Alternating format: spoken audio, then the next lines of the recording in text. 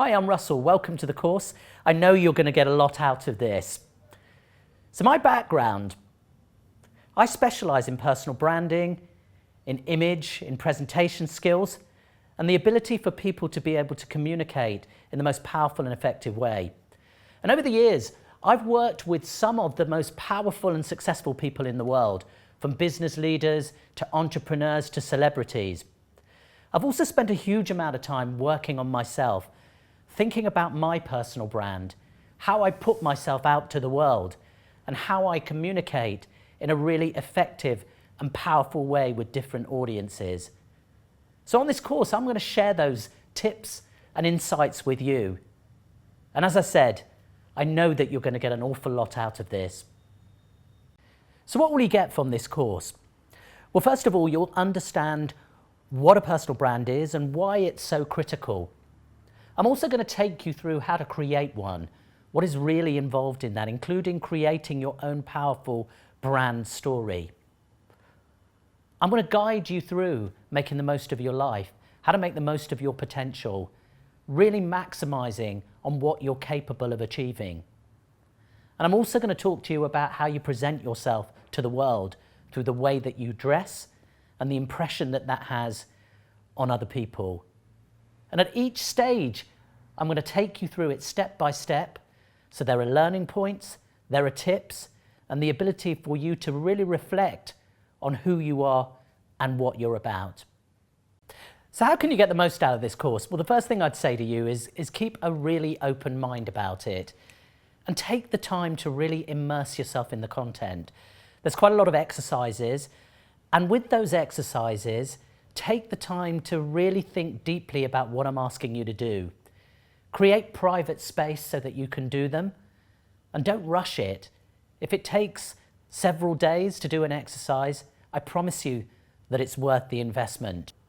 So let's get right into it. So the first challenge, the first question is, what is a personal brand? Okay, so let's talk about why is a personal brand so important? And I'm guessing some people will be watching this and thinking, is this relevant to me? Do I really need one? Well, I believe it's absolutely critical. And why do I say that? Because if you think about it, in today's world, all of us are in the personal marketing game, whether we like it or not. Because in the past, it was enough to say, for example, look, I work for the Ford Motor Company. And that would give people enough clues as to who you are and what you're about. But today the world has changed. And trust is probably the most powerful word in the human language now. And people want to know who you are and what you stand for. And therefore, a personal brand is the most powerful way of being able to communicate that. So now I'm going to talk about some people with personal brands and how they get that to work for them in a really powerful way. But before I do that, let me just ask you a question. What are you famous for? Now that is a pretty powerful question. And I would argue, if you don't know what you're famous for, why would anybody else know? Okay, and there's another thought here. If you are famous for something, is it the thing that you want to be famous for? Now, those are pretty thought-provoking questions, but they're really worth giving a bit of thought to and considering them in the context of your own character and your own personality. So let's think about some people who have especially powerful personal brands. Let's start with the late Princess Diana. And for all those people that met Princess Diana, the one thing that everybody said about her was that she had this most remarkable ability to make people feel comfortable. And the word that I choose to describe exactly what Princess Diana stood for is the word empathy, a hugely powerful word. And empathy is simply that ability to be able to put yourself in someone else's shoes and feel what they are feeling. And she had a remarkable ability to be able to do that. So that's Princess Diana and empathy. So let's pick another example. Let's pick Steve Jobs. And if you think about Steve Jobs, Steve Jobs didn't invent the computer. He just thought about it differently. So the word that I would pick out to describe Steve Jobs' personal brand is the word visionary. Now, why do I say that? Well, if you think about it, Steve Jobs thought about if we take some art, we take some music, and we create something that people really want to aspire to own, we can build something remarkable here. And in many ways, that was incredibly visionary. That ability to think about things in a different way. Okay, one final example, the Queen of England. And if you think about it over the years, this is a woman who has lived through the eras, lived through the times, faced many, many challenges, seen society change beyond recognition. And if I had to pick out one word that really sums up the Queen of England's personal brand, it's the word resilience. And if you think about it, the Queen is always consistent. She's always resilient, no matter what is thrown at her. So let me go back to that question. If all of those people have personal brands, what's yours? What are you famous for? And it always reminds me of, I think, a very powerful quote from the chairman of Amazon, Jeff Bezos. And he came up with a definition of a personal brand, which I think is immensely powerful. And that goes, what is it that people say about you when you're not in the room? So here's a challenge for you. What is it that people say about you when you're not in the room? So there are three main messages I'd really like you to take out of this. So the first one is, what are you famous for? And really think about it. What are you famous for? The second one is, are you famous for the thing that you want to be famous for? That's quite a deep question.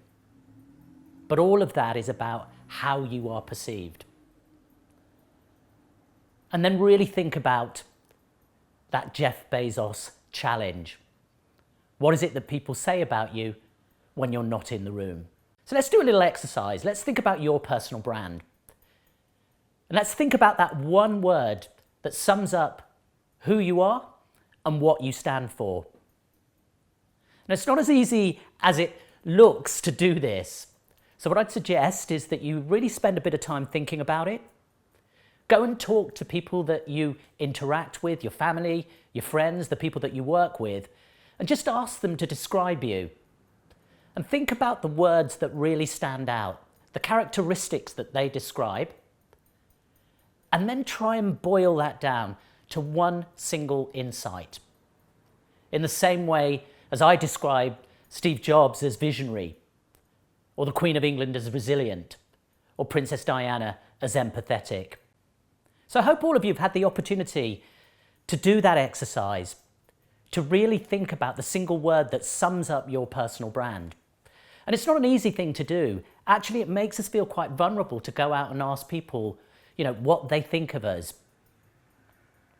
It can be scary. But if you're really, really serious about building a personal brand, it's so important that you get to that essence of what it is you're fundamentally about. So have the courage to do it, and I think you will find that hugely insightful in its own right. So we talked about what is a personal brand, and we talked about why it's so important. What we're going to look at now is how you go about the process of building a personal brand, if you like, putting a bit more meat on the bones. Now, in order to start building a personal brand, the key is to really start to think about the totality of who we are, all the different dimensions of our life. So let's start to look at those individually, and let's kick off with life picture.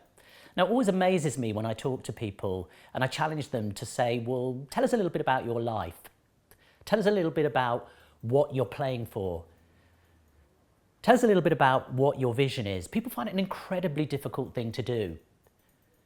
But at the end of the day, if you don't understand what you're playing for, why are you doing it? So in building a personal brand, I really stress the importance of beginning to start to decode what your life picture is all about, what you're playing for.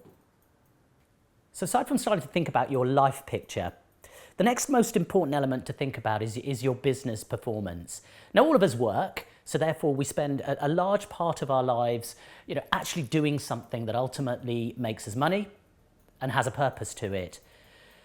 So it's really, really important to think about why you're doing that. What is it you're getting from it? Why it's meaningful to you? And again, how does that relate to your life picture? Because again, if you don't understand the relationship between your business performance and your life picture, why are you doing it? The third element I want to talk about is physical performance. Now, it's really interesting in today's world. I don't think this has ever been as important as it is today because there's so much stress, there's so much anxiety. We're always challenged, to keep going, to be resilient, to manage our performance. And I don't believe that it's possible to do that without looking after yourself. And it's really interesting when you listen to people like Arianna Huffington, for example, at the Huffington Post. She talks very lucidly about the fact that she collapsed at her desk through exhaustion, through lack of sleep. That inability to be able to invest in herself and look after her physical performance. So I see a critical part of building a personal brand being about that ability to be able to really think about your physical performance in the context of your business performance and in the context of your life picture.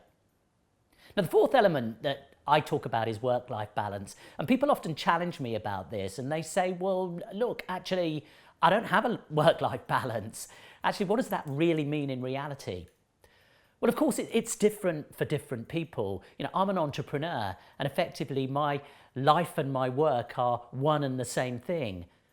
But what I think is really important in understanding your personal brand and how to maximize your performance is really thinking about how you find time for you. Now, that may be in the context of work, but it might simply be about finding the opportunity to recharge the batteries, take a little bit of time out. If your job is analytical, finding some time for creativity. If you happen to be involved in accountancy, but you are a creative person, taking some time out in your day to really think about, how you can indulge your creative instincts, your creative tendencies, whether that's reading a magazine, whether that's looking at beautiful buildings, whether that's just going out and sitting in the park and actually just refreshing the brain. I see all of that as being about getting the balance right between your work and your life. And the fifth and final dimension, spiritual and emotional balance. Now again, there's a tendency for people to think about this and say, well, does that involve going off and meditating and sitting on a mountaintop and finding yourself? Well, for me, absolutely not. Some people do that and that's how they manage to think about their spirituality. But actually, spirituality is with every single one of us every day in our normal lives. And this is about thinking about your values, thinking about your beliefs, thinking about your code and why you live your life in the way that you live it. And for me, that is a critical part of building a personal brand and absolutely links back into your overall life story. And if you think about all the 5 dimensions that I've talked about, every single one of them is interlinked. And if you're serious about building a personal brand and using that personal brand in the most effective way, I believe it's absolutely essential that you think about those 5 dimensions in that way. So this is the part of creating your own personal brand, which in many ways is the centerpiece. And I would really urge you here to spend the time that's necessary on getting this right. Many people spend weeks actually doing this part of a branding process. And what I'd recommend is that you take yourself off, find really private time with this, time when you're away from anybody else, where you can really think deeply about your life, the story of your life, and how that's playing out. It's so crucial that you do this because this is what's going to create your story. This is what you're going to be going live to the world with. Put the investment in on this bit, get it right, and it absolutely will pay dividends for you as you go out and you tell your story. So first of all, what I want you to do is I really want you to think about your personal values, what you stand for. So for some people that's integrity, for some people that's trust, some people that's just all about caring. So really start to list what those personal values are. And then think about what you stand for. So what matters to you in the world? So if you're all about justice, think of examples of the kind of things that you believe are just or unjust. What are the issues that you take a stand on, that you love having a debate about, that you really feel passionately about? And this is important. Let's think about people here. Who and what is important to you? Who makes a difference in your life? Who energizes you? Who doesn't energize you? What's the nature of your relationship with those people? And how do they touch your life? And equally, who and what inspires you? So if you're going to an amazing concert and you see an incredible artist performing, what is it about who they are and what they do that utterly inspires you? If you walk into a field of wildflowers, how does that make you feel? What are the emotions that you feel? And who and what makes you deeply sad? Because just as there are positive emotions, there are also emotions that make you less happy. And what impact does that have on the way that you feel and the way that you view your life? So this is a tough one for many people. But what is it about yourself that you love? What do you feel proud about? What do you want to go out to the world and shout about? What makes you feel good about yourself? And I appreciate that's difficult. You know, often we're very modest about these things, or we find it difficult to express these things. But if you can't talk openly about what you love about yourself, why would anybody else? And crucially, think about what is it you want to change? What are you less proud about? Where do you feel you need to make a difference in your life? And for what reason? And change is such an important part of building a personal brand, because what you're trying to do is put yourself out there in the most powerful and positive way so that people remember you for that. And what is it that you want people to know you care about? So if you're all about looking after animals, making sure they're treated kindly, or your passion is child welfare, or looking after people who are at a later stage in their life, those things are really important in the context of your brand. Going back to Princess Diana, a brilliant example where the work that she did, the charitable work, made a huge difference in the way that people understood who she was and what mattered to her. And then lastly, for your brand story, what are your long-term personal goals? What do you want to achieve personally in your life picture? And then equally your professional ambitions and your goals as well. And hopefully those two things will interlink. So a very powerful way of thinking about how you construct your brand story is actually to think about the journey of your life. And the most effective way to do that is to really go right back to your childhood and think about your experiences. Think about what shaped your life. What are the big events? Who are the people that have really made a difference? Those who've influenced you in a positive way and those who've influenced you in a negative way, because that's what makes life so rich.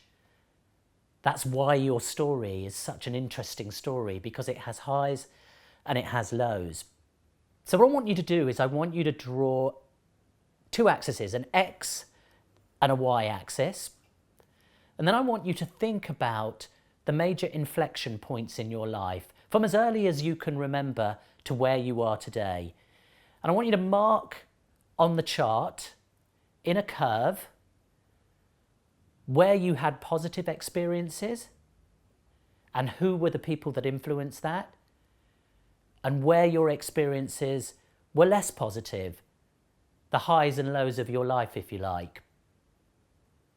And it's really interesting when you go through this exercise, because it tells you a lot about what makes you happy, what's the right environment for you to be giving of your best, to feel most fulfilled, and also what makes you unhappy and the kinds of people that influence you in a negative way. And all of this will help you shape your brand story and think about being able to tell it in a compelling way and a way that really brings out the story. So as I said, this is the centerpiece of creating your personal brand. It's the articulation of your brand story, which is hugely personal to you. So I really urge you to take the time to do this. As I said, many people spend weeks getting this right, but it is about you, and it is about what matters to you and how you put yourself out to the world. So what I want you to do now is I want you to start writing your story. And just remember, it doesn't have to be War and Peace. You don't need dozens of chapters. The best brand stories that I've ever seen are normally on 2 or 3 pages and are a real clear articulation of someone's personal story. So a very big part of really bringing out your personal brand is to think about how you perform to your potential, how you can be the best version of yourself. And a lot of that comes down to thinking much more strategically about how you manage your life, and in particular how you manage your energy and your resources to give your optimum performance, if you like. Now, what I tend to see a lot around me is people constantly engaging in activity, just doing stuff, very often never really asking themselves why they do it. And if you think about it, it's incredibly easy, isn't it, to fill our lives with just doing stuff. And the number of times I hear people say to me, look, the days and the months just pass. Never really knew quite why I was doing it, but it felt okay. But real fulfillment, that real sense of I'm doing something with purpose, something that makes me feel good, something that makes me feel validated, is a lot to do with balance. I work with many people who, on the face of it, would describe themselves as incredibly successful. They earn shed loads of money, and yet very often they're deeply unhappy. So for me, there's a very big difference between success and fulfillment. And being fulfilled is all about making the most of your potential. And I believe that starts with thinking about your day-to-day life and how you manage your time and how you're managing your energy in a very different way. So it's really interesting, when I hear people describe their typical day for me, most people say to me, look, I get up in the morning, it's all terribly functional. What they do is they turn the radio on, maybe watch a bit of television, dive under the shower, maybe just have a quick juice, or if they're lucky, a little bit of breakfast. They're straight out the door, traveling to work, not really thinking about anything. Half the time they're totally exhausted, getting to their desk, and then they start their day. And many people that I work with describe a day that is pretty much back to back, no breaks. They're lucky if they take 15 minutes to have a sandwich, and that's often at their desk. And then 7, 8 o'clock at night, they decide to go home, and half the time they're too exhausted to even talk to their partner. And many people describe those things to me, and talk about the fact that they just don't feel fulfilled. So what do you do about it? How do you change that? Well, for me, there are some very simple things that you can do, some tips that I believe can really make a difference. So the first thing, and many people tell me that when they get up in the morning, the first thing they do is they check their BlackBerry, or they're woken up by their BlackBerry. Well, try taking technology out of the bedroom. It makes a huge amount of difference. Just having technology in your bedroom creates that sense of restlessness, the energy waves which influence how much sleep you get, whether you wake feeling refreshed. So just try it. Remove those gadgets from the bedroom and see what difference that it makes. The other piece of advice I'd give you is the ability to redesign the first hour and a half of your day. So for me personally, it's the most creative part of the day. It's the part where your brain is best geared towards doing its big thinking, its creative thinking, its expansive thinking. So give yourself space. What I try and do is I give myself 15, 20 minutes when I open my eyes, just thinking about the big things in my life. Very often people talk about having the most creative, powerful thoughts in their day when they're standing under the shower. So give yourself time to experience what that feels like, the water on your body, the ability to be able to stimulate your senses.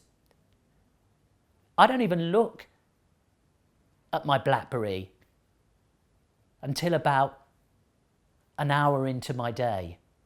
And by then, I've had some of the biggest and most creative thoughts about my life, my day, my week, my year. It's interesting, most people rush to grab a cup of coffee. It's almost the first thing that they do. And yet, ironically, the morning is the time when your energy is at its highest. You've rested, you've recharged, you're ready to go. And what do?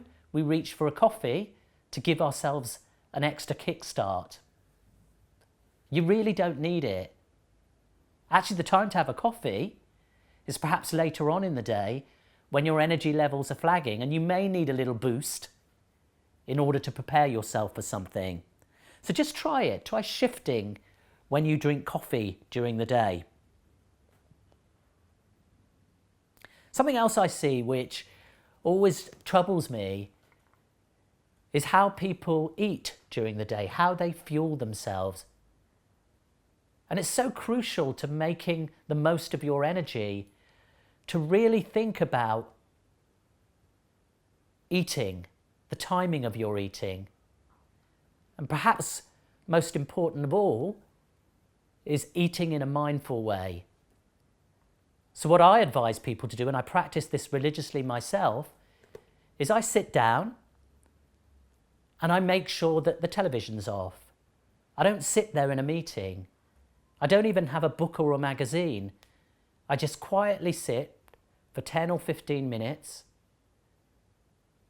eating, absorbing the tastes, the smell, the sensation of eating. And it's immensely powerful to do this because actually the whole experience becomes that much more satisfying and you take a moment in your day for you.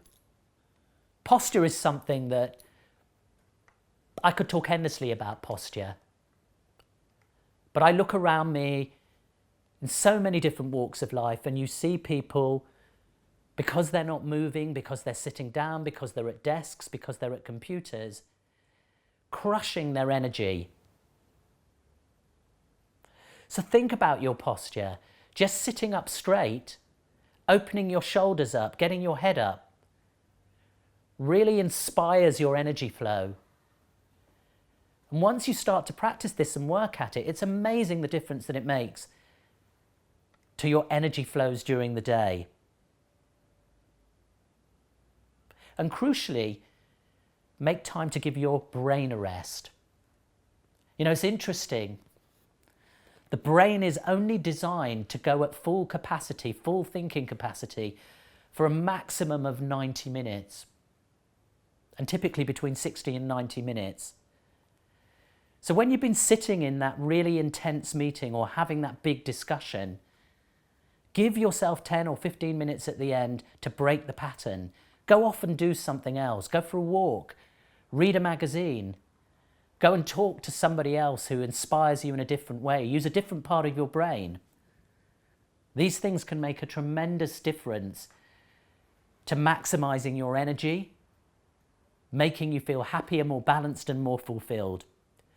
And then lastly, just remember to do something for yourself. One of the challenges that I give my clients is I say in a typical week, I just want you to take 1 hour for yourself. Go off and sit quietly, drink your favorite cup of coffee. Go and look at the ocean. Go and do something for yourself that makes you feel nourished and nurtured. So something else that I ask people to think about when they are really looking to optimize their performance, to get the most out of their life, is actually think about what happens as you go through the stages of your life. And I call this the 4 phases of me. And it's fascinating when you think about it, because think about what happens when you are a child. And children play. That's why when you give a child a dressing up box and say, put on a play for mummy and daddy, you get pure creative flow. You get that real sense of energy that comes from the way that children communicate because they're playing. And if you think about it, children don't focus on how they're being seen, which is something that we do as adults. They focus on what they see and what they feel, which is why their communication is so creative and so powerful.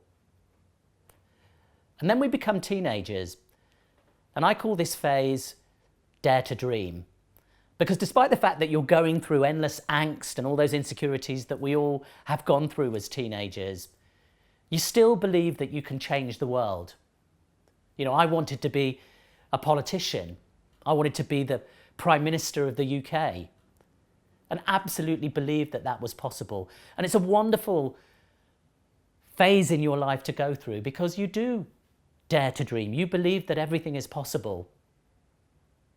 And you're still immensely creative as you transition between being a child and an adult. And then think about what happens. This is when you hit the middle years of your life.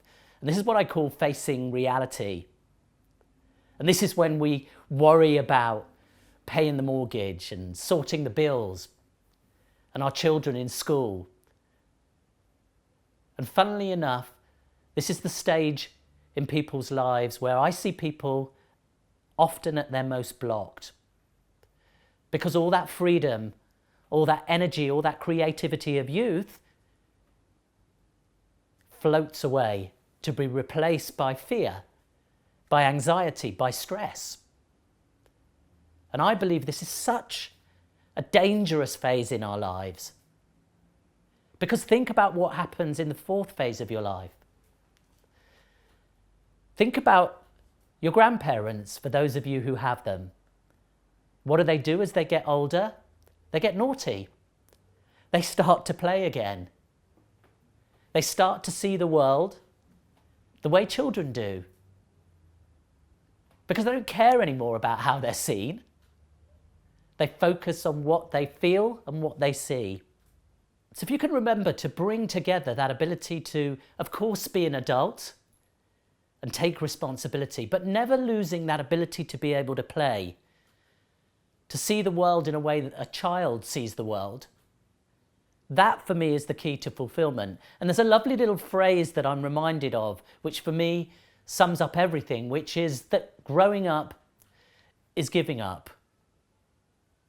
So overall, what I'm saying to you is really think about your life more strategically. Don't just make it all about the activity. Really think about how you manage your energy. Think about your day, how you compartmentalize it, how you create opportunities to refresh, to rejuvenate yourself. Find creative time. and really think about those 4 phases of me. And in particular, find time to play. So what I want you to do for this next activity is I want you to spend a bit of time really thinking about your day, reviewing your day. Think about how you use that time from waking up, that first hour and a half of your day. And think about how you can use that more creatively to experience more around the opportunity to think in a freer, more expansive way about your life. For those of you who work in offices, think about how you plan your day, giving yourself a little bit of space in between meetings. If you're doing a lot of analytical work, think about how you can create space in there for more expansive thoughts and actions. And lastly, do take the time to do something for yourself. As I said, it could be as simple as going off for an hour and just contemplating the world over a cup of coffee. But nurture yourself and value yourself. It makes a huge difference. I want to talk now about what I think is probably the most important element of building your brand story and creating your personal brand. And that is simply about the power of authenticity. Now, what is authenticity? It's very easy to get a little bit sort of up there about it, but essentially it's simply about having the confidence to be yourself. And it's amazing how much of a challenge that can be for many people throughout their lives, particularly because we spend all our time playing roles, particularly when you think about what we do in the workplace, how we adapt to the different environments that we're in. Really having the confidence to say, I feel good about myself, I feel confident about expressing myself in the most authentic way is a big challenge for many, many, many of us. So having the courage to be yourself is very personal to me. In many ways, it links to my own personal story. And I think back, I'm originally from Sri Lanka.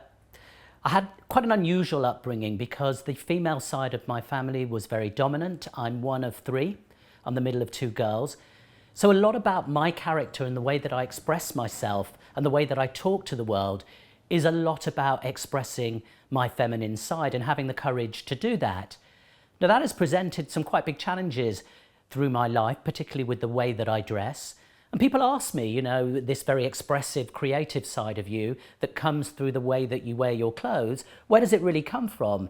Well, for me, it is an absolute expression of my character. It's all about being able to express, in particular, the feminine side of my character and my personality. And it's almost inconceivable to me to think that I'm now sitting here talking to a camera, talking to you guys and sharing my story, because when I was 7, 8, 9 years old, I had no confidence. I would probably have rated myself about a 2 out of 10 in my ability to be able to stand up in public, to be out there in front of the class. But I realised that in life, you only get one opportunity. And this was something that I thought I could either spend my life hiding from not having the confidence to walk into shops and even order a packet of sweets, or I can get out there and I can do something about it. And a lot of my own brand has been developed about having that confidence to take myself out of my comfort zone and go out there and start telling my story. Now, obviously, I didn't know that at 8 or 9 years old, but it's something that over my life I've gradually become more and more aware of.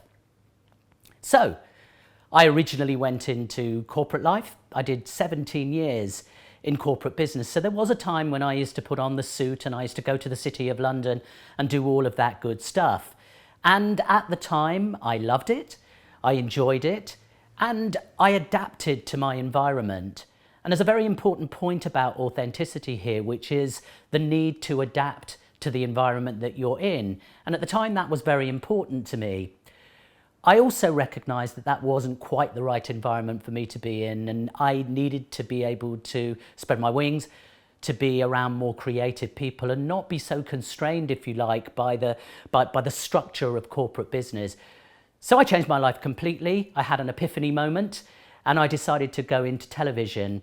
And in many ways, the life of a performer really developed that ability to be able to get me to think about how I needed to become much more expressive, how I needed to bring to life my story, how I needed to bring to life the stories of the things that I saw around me. And it was a huge part of my life that enabled me to build a lot of confidence. So today I spend my life helping other people to tell their stories, helping people to project themselves, to put themselves out there and to share their view of the world and do it with confidence. So I guess my message to all of you is having the confidence to express yourself, to be confident about who you are and putting it out there is such a critical part of being able to build an authentic brand. And it's really interesting in my own case because since I have had the courage to do that, my phone hasn't stopped ringing. The amount of work I get, unbelievable, just from having the confidence to be myself. And it really shows. It shows when I go into the environments that I go into. In many cases, those are very conservative. I spend a lot of time working with, very corporate type people. And yet, being myself, having the confidence to do it my way, has been a very important part of my success. And I can only really impart that to you and say, yes, there is a balance. Of course, it's important to be respectful to the environment that you're in. Of course, it's important to recognize that the way that people dress in an environment, the way that they express themselves in an environment is an important part of a culture. But if you are sacrificing that to such an extent where you don't feel confident to be who you are, the chances are that you're not going to be impactful, you're not going to make an impression on people, you're not going to sell yourself, and most of all, you're not going to be authentic.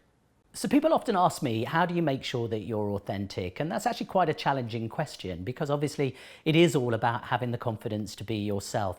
But something I find incredibly helpful is to develop very simple mantras. These are just short statements that really enable you to focus in on who you are and what you're about. So in my case, I have two very simple ones. The first one I absolutely try and live by is that energy is contagious. And my whole personality and my whole brand is a lot about the energy that I create and the energy that I put out there. So I challenge myself every single day in as many different interactions as I can. Have I conveyed my energy? Have I made a difference to the outcome as a consequence of using my energy in the most dynamic and vibrant and effective way? And I find that very helpful to remind myself of the importance of being myself and getting across who I am. The other mantra, which again I find hugely helpful, is kindness matters. And again, I think of the interactions that I have with so many people every single day. And I always ask myself, have I been kind? Have I been kind to that person? Have I really thought about them and how I can make a difference to them and their lives? Now that's very easy to then assume that you're just going around being nice to people. Well, actually think about this in the context of bringing up children, for example, where often you have to demonstrate tough love. So kindness isn't just about being nice, it's absolutely about being supportive and finding the best way of being able to help that person, whether it's tough love, whether it is actually about being thoughtful and kind to them. So the main points to consider here is, what is authenticity? Well, it's simply about having the courage to be yourself.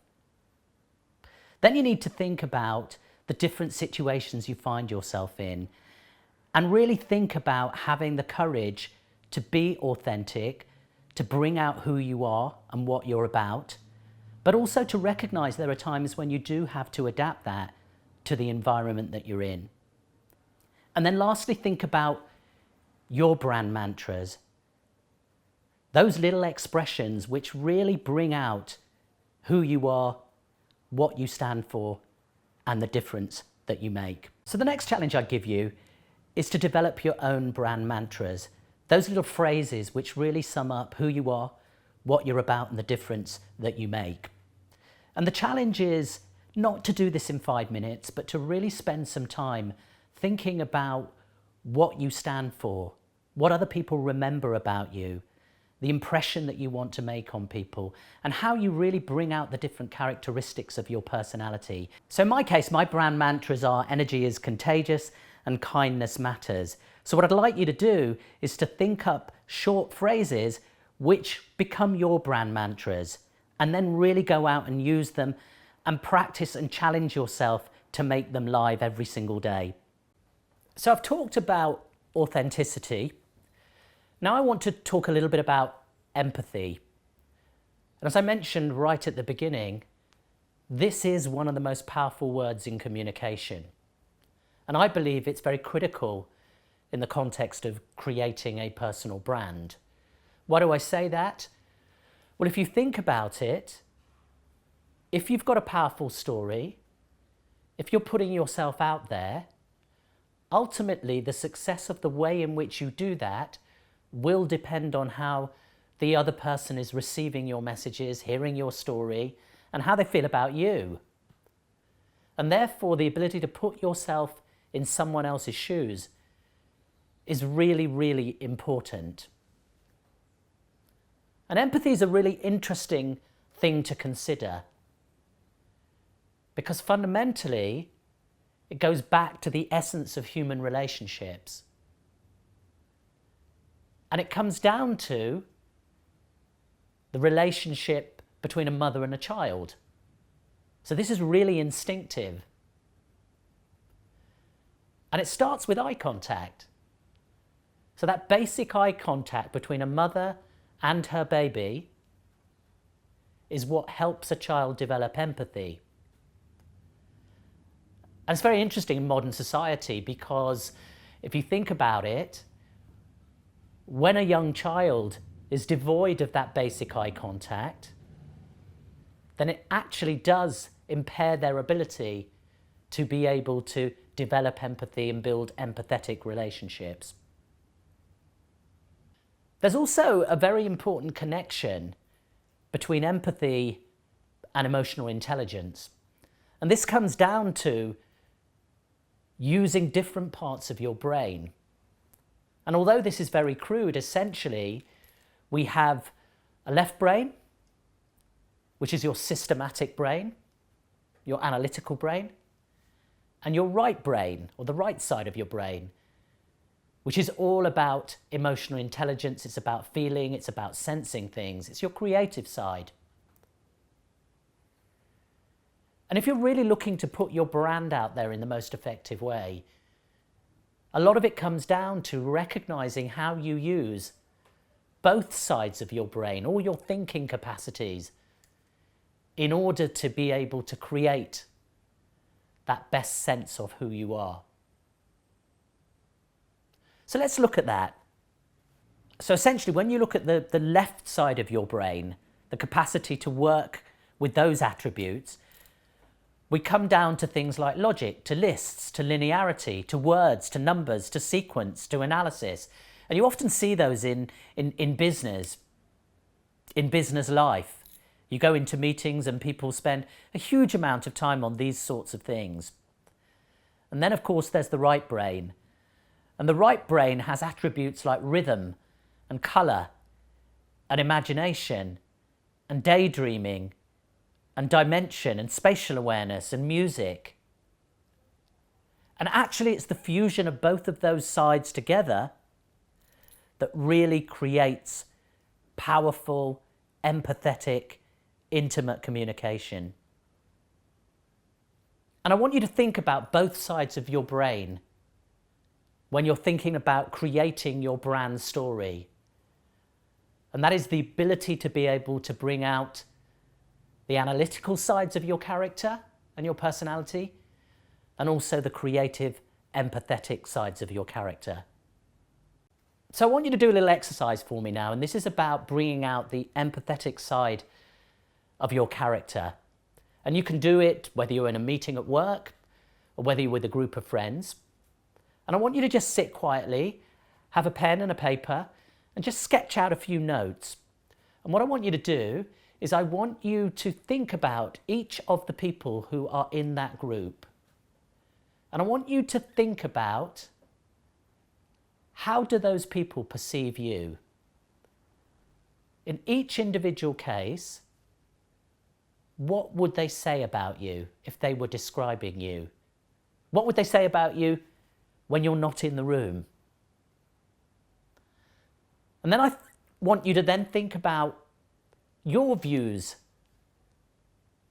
of them as individuals and how you perceive them. And then look at the whole picture. And once you've done the exercise, it's really interesting because it helps you think, what is it I need to do specifically to develop a better relationship with that person? You may find, for example, that all it highlights is the fact that they don't know you or you don't know them. In which case, you might think, actually, I need to spend more time with that person. I need to make a bit more effort finding out what makes them tick. And all of this really starts to frame how you can be more effective and how other people can perceive you in an even more positive light. You know, many people say to me, well, how do I actually go about selling myself? And probably the most effective way of really being able to do that is very simple. It's the ability to be able to tell a story. And if you think about that, this goes back generations. It goes back to really primitive times when people used to sit in caves and tell each other stories, because in those days there was no radio, there was no television, there was no rich media. So it was all about the ability to be able to bring things to life in a story. So if you think about those very early stories, they all had a very simple structure. The quest, the challenge, Jason and the Argonauts, the search for the golden fleece. It was then all about the challenges that you overcame on the journey. And then, of course, lastly, the outcome, where everybody lived happily ever after. And the ability to tell a story is simply about using that basic structure and applying it to your own life, to the things that you're trying to communicate. So I use a very simple formula, and this is absolutely bulletproof. You can use it in any situation, having a chat with a friend, or indeed if you have to give a big presentation to a room full of 1,000 people. This structure always works. And it goes like this. The start of your story should all be about capturing the imagination. Give me a challenge. Give me something to think about. You then got to give me the evidence. So you've got to give me the facts that sit behind the challenge that you put out there. Otherwise, I'm simply not going to believe you. And then the third part is, what's the call to action? You've heard the challenge. You've had the evidence. Now, what do you want me, as the listener, to go away and think, feel, and do as a consequence of what you have just shared with me? And if you think about all of your stories using that structure, it's a really compelling way to keep people engaged and keep people captivated by your stories. I'll also give you another little tip that I have found enormously helpful, and that is, in any story that I'm telling, remember to engage the head and the heart. That way you bring out the information and the facts, but you also convey the emotion behind the story that you're telling. And something else I find very useful is to think about what I call the 70-30 rule. And that is that 70% of what you talk about is all about the way you tell the story, the way that you make people feel. And only 30% is about the actual words themselves. And the thing to always remember is, in the end, it's the story that counts. So something else that I find really helpful for bringing out the meaning of a story, to really convey the emotion, is to use powerful words and expressions, what I call power vocabulary. So these are words like challenge, like leading, like winning. And these are words which stir the emotions and really help bring a story to life. Try it yourself, actually. It's amazing how you can make a story seem so much more exciting just simply by the choice of the words that you use. So just remember, that the most effective way of really bringing your personal brand to life is to really think about the story that you're telling. And the construction of that story is all important.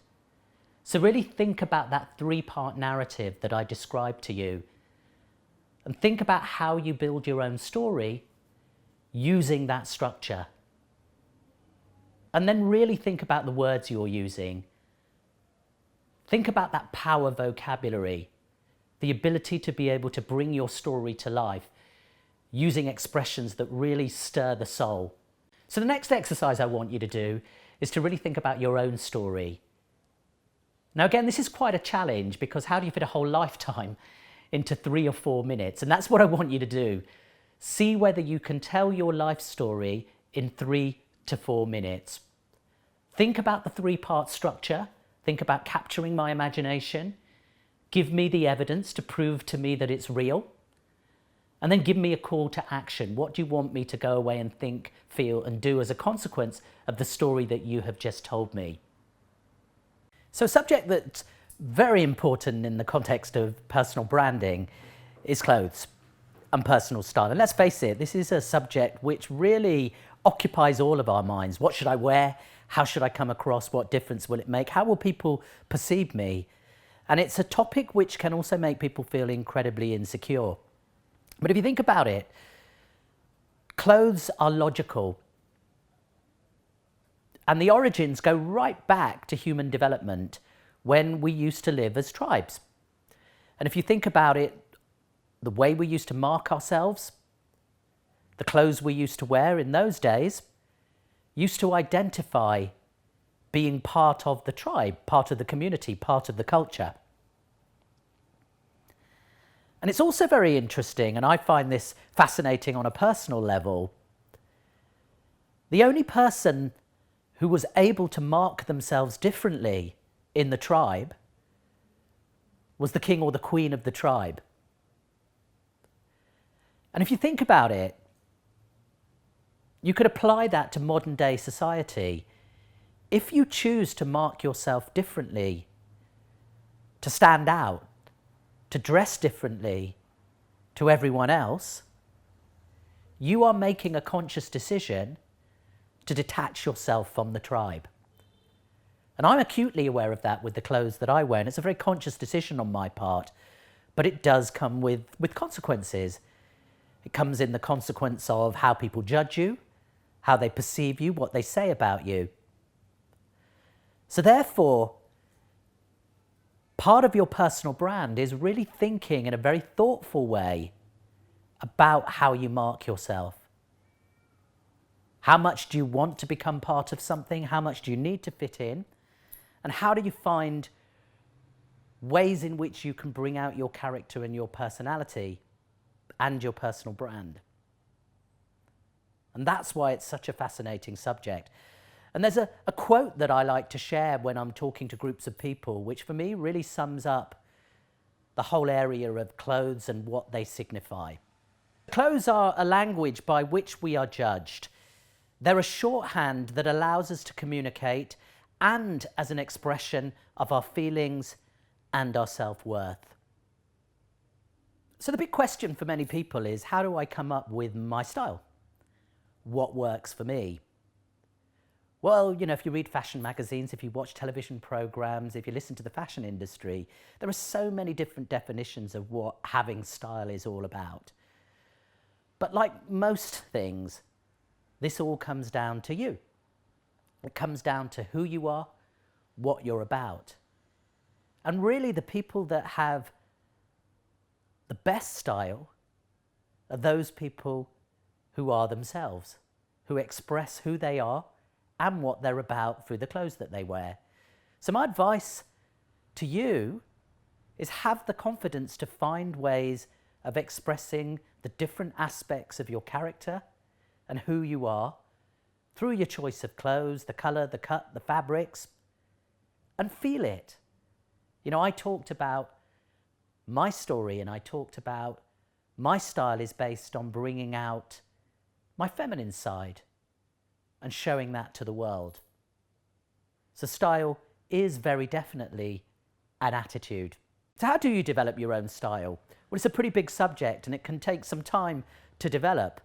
But the best way of thinking about it is think about the clothes that you wear and how you express yourself in the context of your personal brand. So instead of worrying about, whether you're on trend or whether, red is in fashion at the moment, think about who you are, your personal brand. What is it you're trying to say to the world?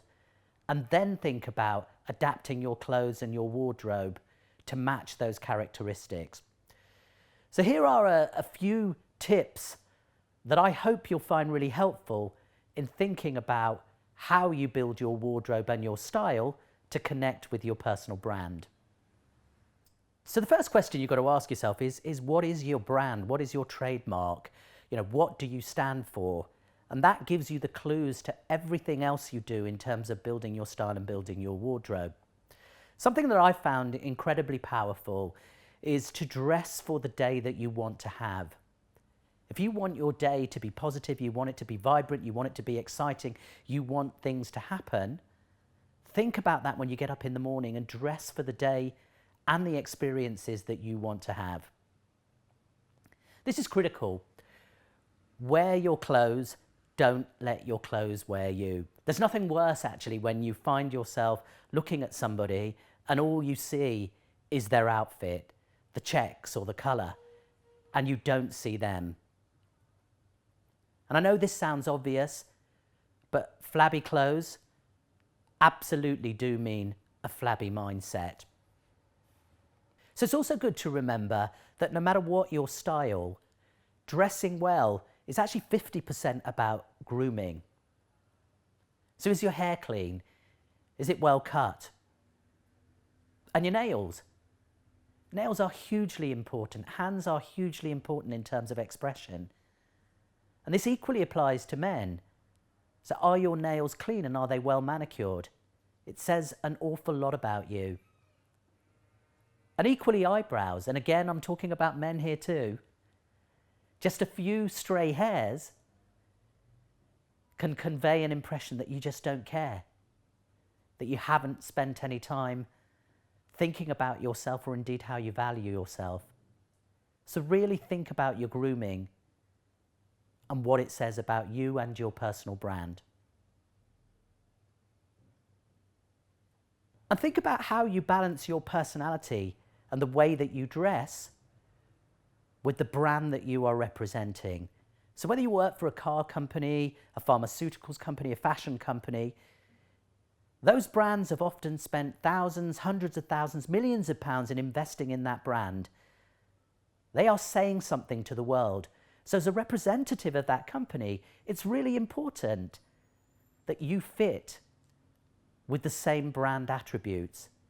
And of course, that doesn't mean that you can't find little ways of being able to express yourself and bring out your personality, but it's so important that you fit in and you complement what that brand is trying to say.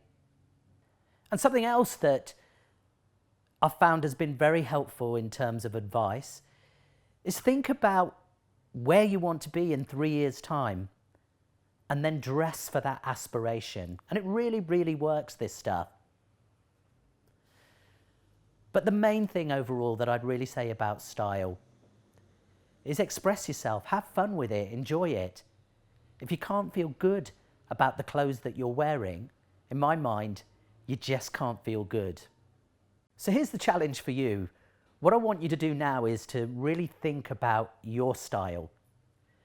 And something they use in the fashion industry to huge success is to get people to think about their style in just 3 words.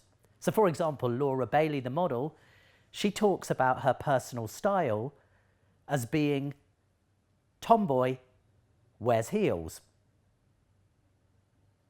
So the challenge for you is, what's your style in 3 words? And when you've come up with the 3 words, think about it in the context of your whole wardrobe. Because if your wardrobe isn't expressing your style,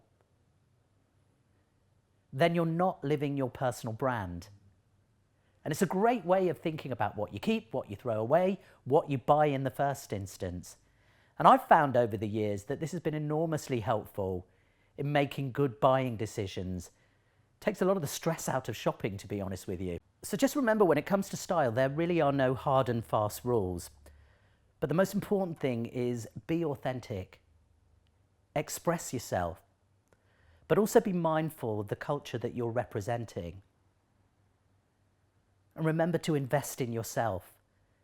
This is all about how good you're feeling and how you value yourself. Do think about your style words. It's a great way of keeping you on track, helping you make your choices. And as I said, the most important thing when it comes to clothes is have fun. Enjoy yourself.